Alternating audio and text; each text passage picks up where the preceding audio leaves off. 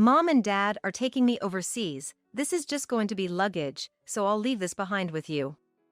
It might be hard for you, but it's a good way to kill time, right? Kristen said with a smirk, implying her superiority to Sophia. Kelly, who married into an elite family, always boasted about her daughter Kristen. On the other hand, my family, with Sophia the same age as Kristen, come from a normal family. Influenced by Kelly, Kristen grew up flaunting her financial comfort and academic excellence, always emphasizing how different she was from Sophia. For Sophia too, this summer vacation is crucial, as she's preparing for college entrance exams. Kristen, caught up in her own excitement, left a pile of school assignments at our house and went off to her overseas trip. However, Sophia, the recipient of Kristen's spite, decides to take action. My name is Mary. I'm a working mother in a regular household, with my daughter Sophia facing exams this year. Every morning, I make breakfast, wake up Sophia and my husband Harold, hand them their lunches, and we all head out. Life was supposed to continue like this, day after day. But it quickly changed. Now, my life is filled with struggles. It's because of my sister-in-law Kelly, married to Adam, who works in a globally expanding company. Kelly, who married a rich, and her daughter Kristen, have become a source of stress. Sophia and Kristen, being the same age, were inseparable like twins during their childhood.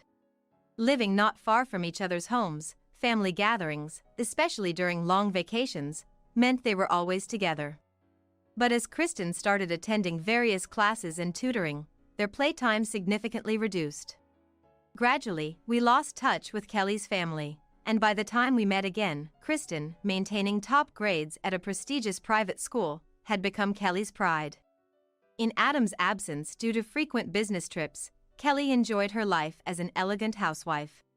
With Kristen, nearly guaranteed a scholarship through school recommendations due to her grades, you could say their whole family was sailing smoothly. However, for Kelly and Kristen, with too much time on their hands, our family, working parents and Sophia studying hard for general exams, became an easy target for mockery. When did Kelly's assertive personality twist into something unpleasant? Her straightforward and cool attitude was lost, replaced with sending us unpleasant, boastful messages. It wouldn't matter if I was the only target.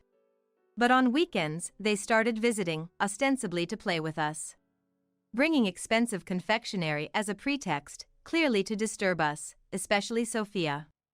We bought this cake, so let's have tea. Sophia should come and join us.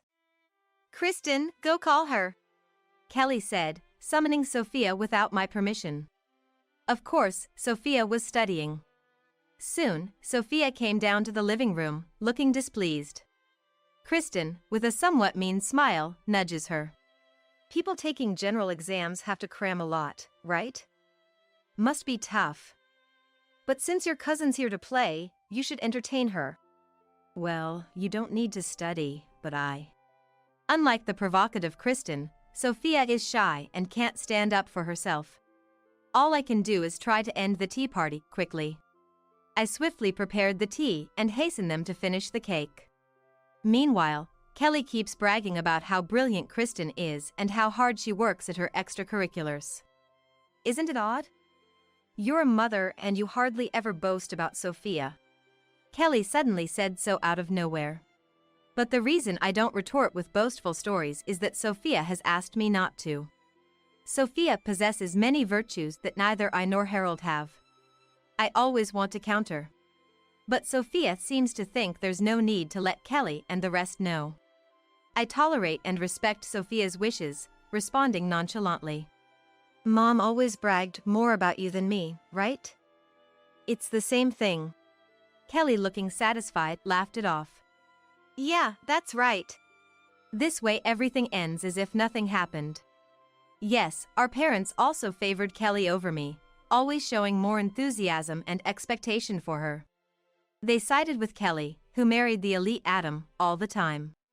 I could tolerate that, but what really got to me was how they constantly compared the grandchildren, always praising Kristen. I was utterly fed up with our parents' attitude. Despite feeling a strong irritation inside, I had to endure it for Sophia's sake, day after day. Then, the children's summer vacation arrived. But with it came turmoil. Kelly's family was preparing for a month-long trip abroad. Since they seemed to be unconcerned with academic studies, we had been hearing about their proud travel plans every week. We thought about taking a trip ourselves, but Sophia was determined. Without Kristen around, I'll be able to study in peace. So, we dropped our plans. However, just before their departure, Kelly's family showed up at our house with a pile of assignments. Kelly, what is all this? Summer homework, of course. I faced them, feeling a mix of surprise and bewilderment. The massive amount of assignments covering our table was obviously from Kristen's school. We're leaving soon, right? These would just be extra luggage, and Kristen doesn't have time for such tedious stuff, so we thought we'd leave it to Sophia.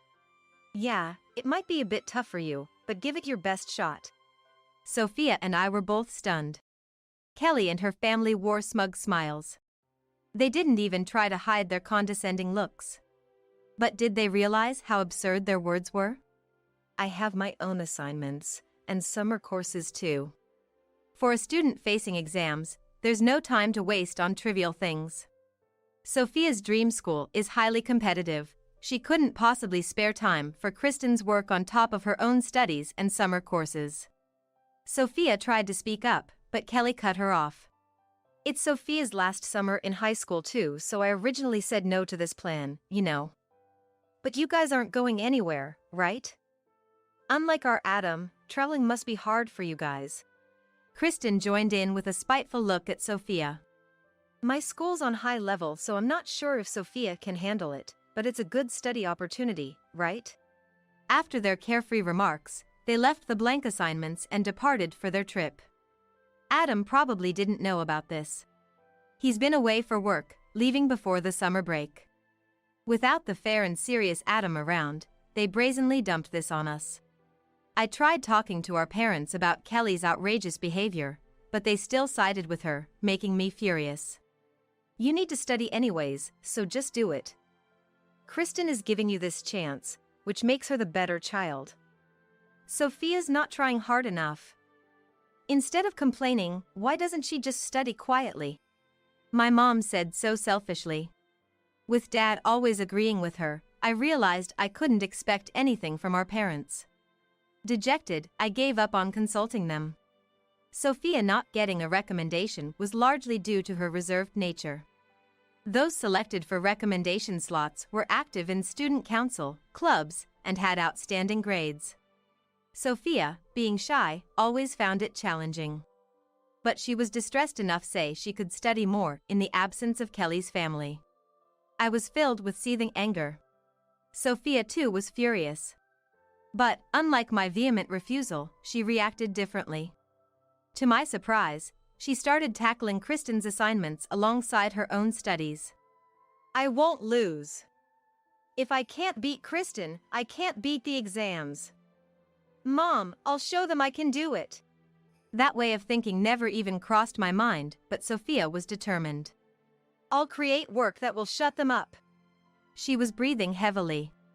If Kelly and Kristen returned to find the assignments untouched, they would be troubled. But my concern was how much more they would interfere with Sophia after that. Kelly and her family were looking down on us, thinking, she can't possibly do it. Well, then, we just had to surpass their expectations. Next time we're asked for something, we can just say, we're going to refuse, since we already completed that massive load of summer homework. Impressed by Sophia's positive attitude, I changed my mindset. No longer just enduring, but ready to fight back boldly, that was the only way to win against Kelly and her family. I confessed everything to Harold and persuaded him to join us as a family in tackling the tasks. Sophia and I were more than ready, but Harold, preferring to think it over, called it a day. However, within 2 days, Harold came up with a summer vacation schedule to get through the assignments. He planned not only the homework but also divided household chores among the 3 of us, set days to check progress, and even ensured Sophia had time for her own studies. He thought of everything, including breaks from the study-heavy routine. We were amazed at the precision of his hastily made plan. Dad, you're actually amazing? Sophia asked innocently. Harold, with a bashful smile, replied, "It's what I do every day at work." Though he seemed modest, he was the best leader for Sophia and I. As a result of our family's united effort, we finished the assignments perfectly and ahead of schedule. Sophia was able to focus on her studies, and her mock exam scores improved significantly. I was relieved to see her gaining confidence. Harold, in a great mood, picked up one particular assignment for a final check. "This French essay is outstanding. With this, you and I could go back to college."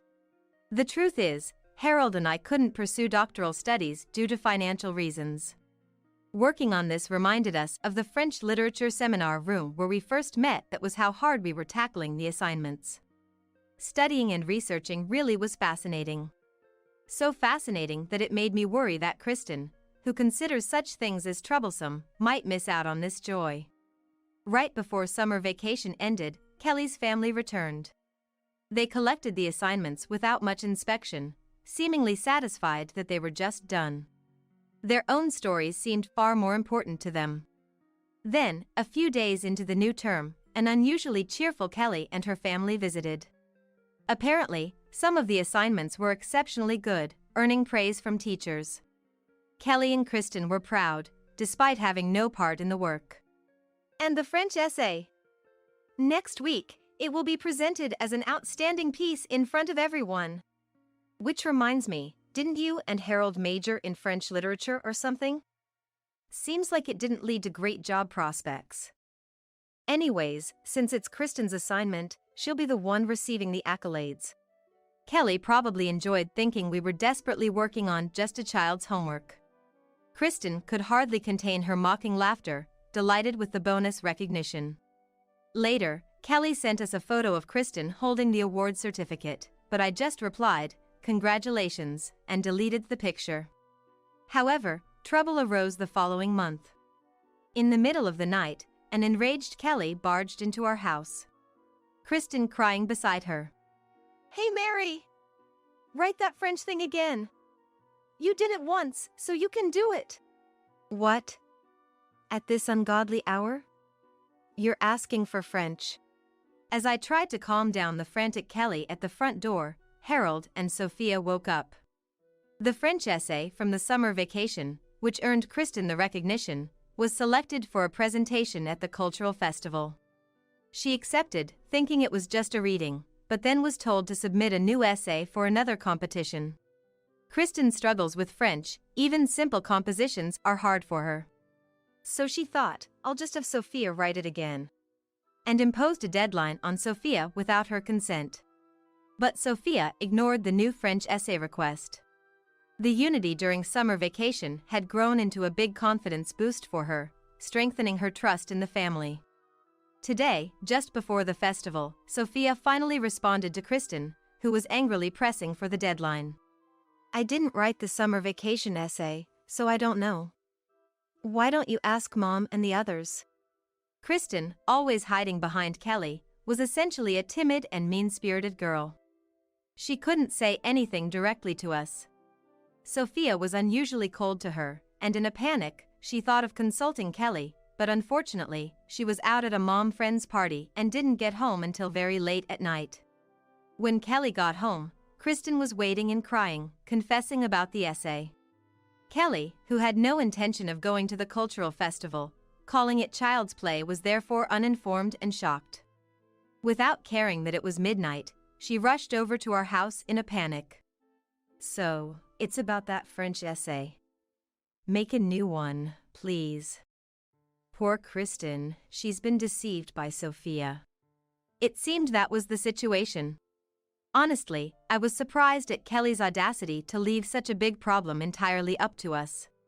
Sophia, watching Kelly and the others screaming at the front door, remained cool and unimpressed. Anyway, we no longer had a reason to write a new essay.